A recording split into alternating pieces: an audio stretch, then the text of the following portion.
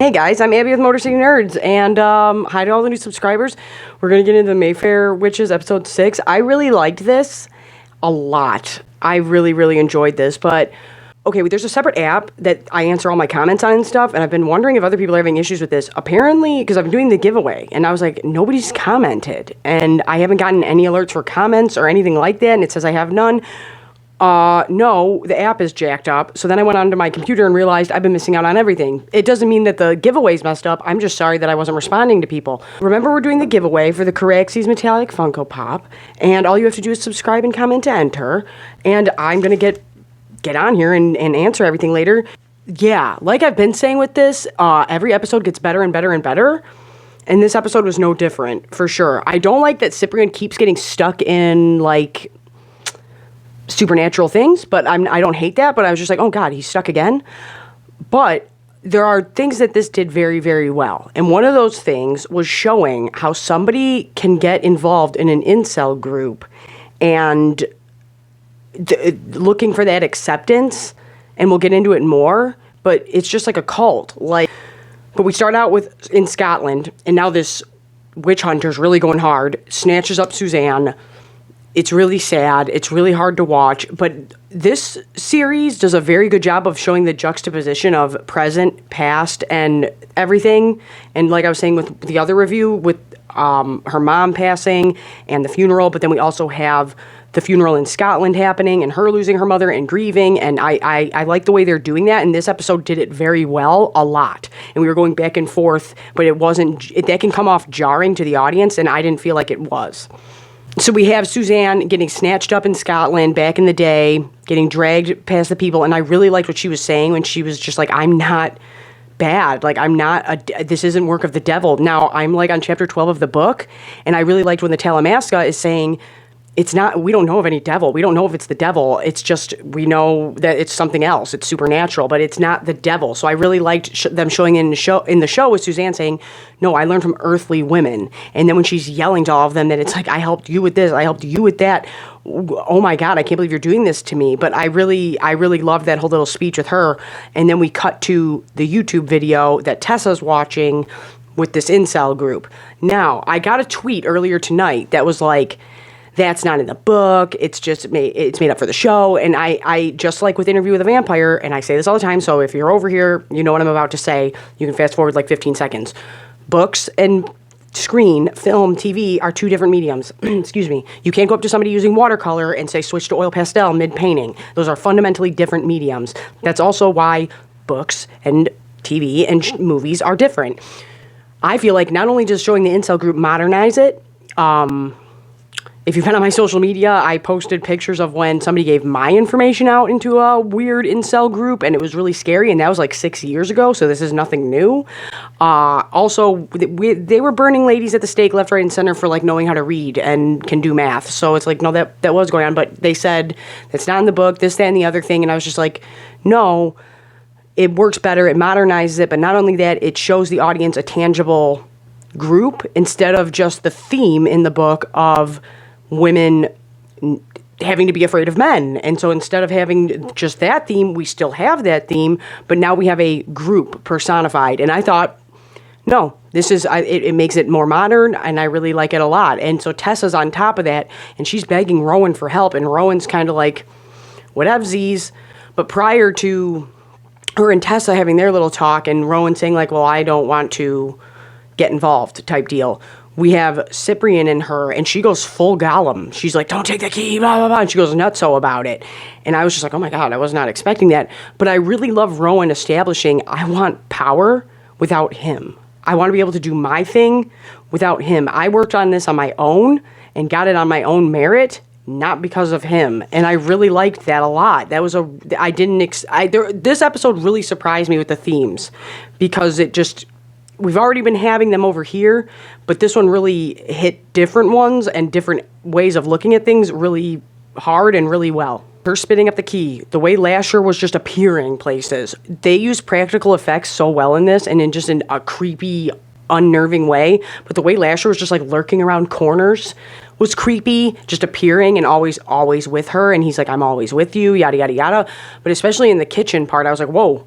But I really liked in the reflection showing him, but it was very creepy, and we really know now, like, he's never not with her.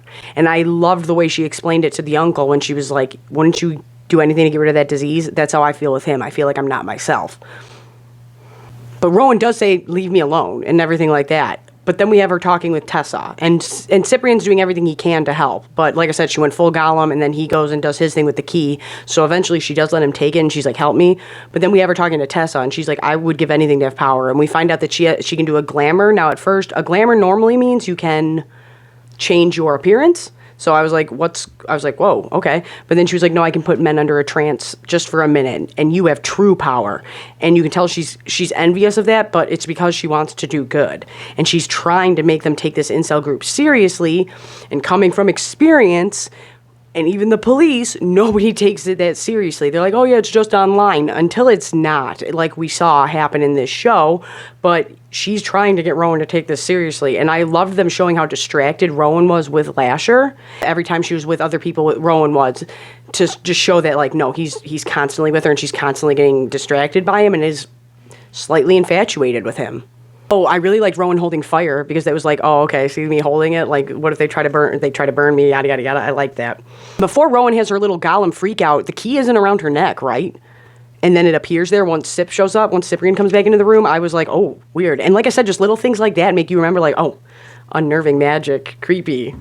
But a really interesting thing was that Tessa says to Rowan, after she's like, there's a price you pay with his magic, and Tessa tells Rowan, maybe that's what he wants you to think. And like I've been saying, I'm not to the end of the book or anything like that, but there's something about Rowan that's different, right? I do feel like they're trying to show that maybe Rowan is too much on the defense because of how much she's dealt with the men in her life.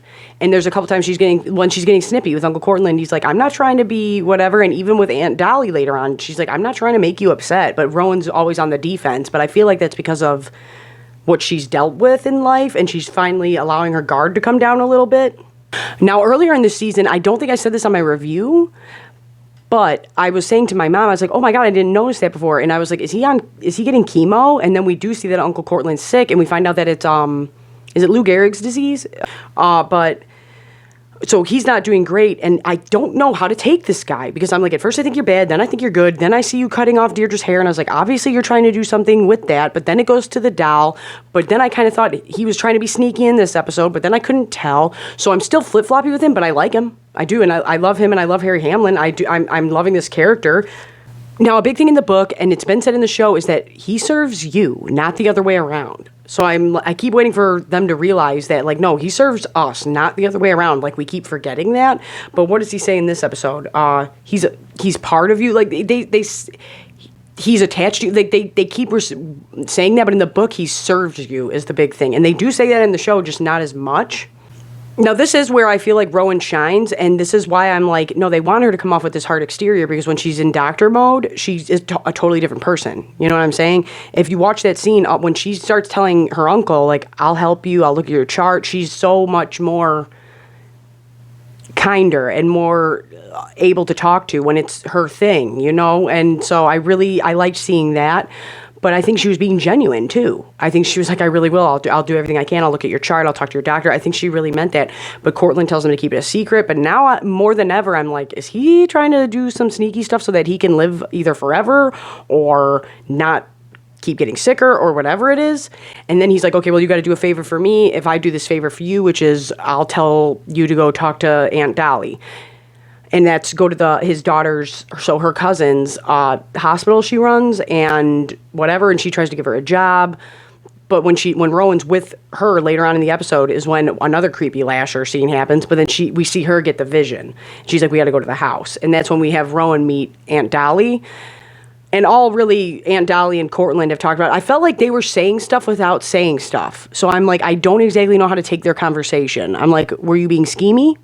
Or were you not being schemy? I can't really tell there. But, and we do have the little joke of JoJo saying, oh, they'd kill for it. And she's like, not literally, right?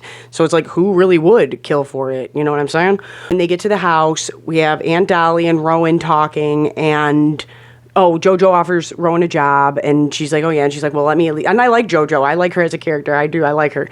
But I want to know, do you guys think that necklace that the aunt was wearing might be the same emerald. I couldn't tell if it was an emerald or if it was darker than that, but the one that she's wearing is the same one Claudia had. I'm just saying. What do you guys think? Because I do think that the churches were the same ones for sure. You have them talking, and she's like, there might be one way. And it's with this, with this talisman they have, and it ends up being bones and pieces of every designee that there's ever been. And I loved that, because like I said, it has this mix of this. I like that they keep bringing up Haiti and the Dutch side, because then we have both of those types of magic being combined here, because I thought this was a very voodoo, hoodoo-esque thing, but then they also have the Dutch side, and there's mixes of like the Salem witch type stuff being mixed in here. I just really like that, and I like the way they're combining it. It's very cool. But we see that little coffin, and I liked when they said it was the dad's room, and we find out that the dad was trying to get Lasher before. It was a whole thing. We end up hearing something along the lines of the father had the transfer before from one of the designees, and I'm like, well, that's odd. That's very strange, because it's all ladies, so you gotta be looking for the patterns here, is all I'm saying. Either way, we find out from the dad's diaries that there's this way to transfer the connection to Lasher. And after Cousin Dolly is like, yeah, no, we're gonna do this, she's like, call them. And JoJo's like, I already called the ones who mattered. And she's like, no, we need everybody. We need everybody here to do this. It's a big thing. And that's also why the talisman was a big thing. And mind you, this whole time Cyprian has the key. And he's like, the Indian woman who saved him from being stabbed that time, she's there, and he's like, no, I'm going to try to go into this memory attached to this and see if I can find anything. And that's when we start flashing back to Scotland, and we see Suzanne being dragged in front of everybody, yelling at everybody, and then everyone turns on her, and it's horrible, and it's super sad, and it's rough, and it's like, no, this probably was very common. But prior to them doing the big spell, Cousin Dolly keeps asking Rowan, is this worth it? Is this worth it? Are you sure this is what you want? This could change things. This might change your medical practice and things like that. And your intuition that you think is intuition might be something else. And she's like, oh no, I've gotten everything on my own. I'll be okay. But you can tell Rowan's kind of still not about it. And Cousin Dolly picks up on that and kind of tries to talk her out of it a lot, but doesn't succeed in it. But this is what I mean. Once we have Cyprian in the memory, and we're going back and forth between the first time Lasher is summoned and the spell that the group is doing, and that's to summon Lasher to them and ask a request. And if they agree to it, you're good. If not, it could go very, very wrong. Back in time, I really love this actor playing Cyprian, because he does such a good job. And like I said, he looks so horrified. He looks like us. He's so horrified by what's going on, and they're putting this poor girl into a cage, and so while she's in the cage and terrible things are happening back in time that Cyprian's watching, we have Rowan giving up her powers, and everybody's in the circle, and they're doing the Lasher summoning and all this stuff. And while we're watching that happen, and Rowan finally has the creep eyes happen, and it all goes accordingly, back in time, we see Lasher come for the first time. And I thought the music in this was really beautifully done. I like the way he just chucked Cyprian out of the memory, but still stuck in the memory, just the way he's like, yeah, whatever. I really like that. But we have one of the other girls yell to Suzanne prior to Lasher coming, say the wicked words, say the wicked words. And this is what I mean, both in the book and in the show. They don't really work for the devil. They're like, no, it's from the earth, it's from nature, and that's why it's Mother Nature and such a maternal theme and matriarchal. Like, that's the whole thing here. But she says the words, the same ones Rowan's saying in present time, and that's when Lasher shows up. But prior to that, we have all the wind and everything getting crazy, and the town, and everyone starts dropping all their torches, and things start going up in flames, and then Lasher jacks up everybody, and it's great. But he saves the witch hunter for the end, and I really loved that, and chokes him. And with the same key that they wear now is the first key that woman used to get out of it was the key that locked the cage Suzanne was in. But what I really liked, and if you guys notice this, and this is about accepting it, and I think that's what Rowan's struggling with, he didn't use the key to get her out. Lasher didn't open the cage for her. He gave it to her to let herself out. She did it herself. You get what I'm saying? And I saw that, and I liked it a lot, and it gave me goosebumps. So we have the transfer of power happening in present time. We have Lasher showing up for the first time back in time. We have Cyprian stuck in the memory. And after the power gets passed to Tessa, Rowan's not so great. And when she puked up the key, I was like, oh my God. But Cousin Dolly is like, then why do you look so sad? And you can tell that Rowan feels like she's missing something. And I was like, oh, snap.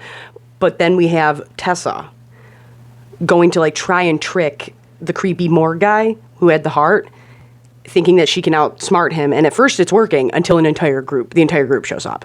And then we just hear her scream, and it's jacked up. But like I was saying, the incel group stuff, I thought they did a really, really good job depicting how somebody gets into that. And then I think of like, has nobody seen American History X? Has nobody seen like anything about cults? Like, that's exactly how it goes. Like, somebody feels lost, and like they don't belong into any kind of group, and then it turns into resentment, and then it turns into hate, and then they find other people that agree with them or are validating what they think, and then they feel like they are included and fit in, and then it becomes like a club or a group more so than what some of them might actually believe. You know what I'm saying? And if somebody showed them another way, they might not exactly feel the way that this group does. But then, like I said, once you feel like you have a community and a crew, like, I thought they did a very, very good job of showing that, because at first, this guy who runs this incel group is like, yeah, like almost rolling his eyes at this guy. Listen to what he's saying before he walks up. He's saying like, then you need to get the camera going, yada, yada, yada. And to me, that says, oh, you're a content creator and all you care about is getting the shot and getting the money and grifting. So I was like, smart. This guy doesn't even really believe what he's preaching. It's just he's just trying to make bank and have power. He's a piece of garbage. But then once that guy's like, oh, I have this heart, you can even tell he's like, what? What do you mean you have this heart? And then he shows it to him, and then he looks around, the guy who runs it, and then he holds it up, and he's like, look what he brought. And then everyone's like, yeah. So for the first time, this guy's like looking around like, I'm the cool guy. And even when he first shows up to the speech, and the guy gives him a beer, he's like looking at him like, oh my God, somebody's offering me something. And this is exactly how a vulnerable, lonely person ends up in something like that. And let me tell you, don't do that. Come over here and be in the Penguin Gang. We're small, but we're awesome. But I thought they did a very good job with that, instead of just going men are bad. Like, they did, like, because it is more complicated than that. So I really liked that a lot. But this episode was they have packed so much into these episodes, and now I'm like mixing things up with the book. But same thing with the book. The more I read it, the more I love it. The more I watch this, the more I love it. I still like Interview with a Vampire more, and I do think it's slightly better. But I love the differences, and I love this. And just let me know what your favorite part about this down in the comments was. I'm still like, I liked finding out that this wasn't the devil, quote unquote. And I love this Mother Nature Earth theme. And like I said, this is saying so much. And I do like some of the changes that it's made from the book. And I do like the incel change. I do. But I'm happy with Motor City Nerds. Remember to comment. It really helps me out a lot. Liking the video really helps me out a lot. Sharing it, copying the link. I'm on OF. I'm on TikTok. All that stuff's down below. And yeah, just be nice. Just be nice, and ladies will come to you. I'm telling you, when you're young and stupid, you pick stupid people to be with, and then we get older and we're like, no, nice guys are the best. Don't go and join some group of hate. It's not cool.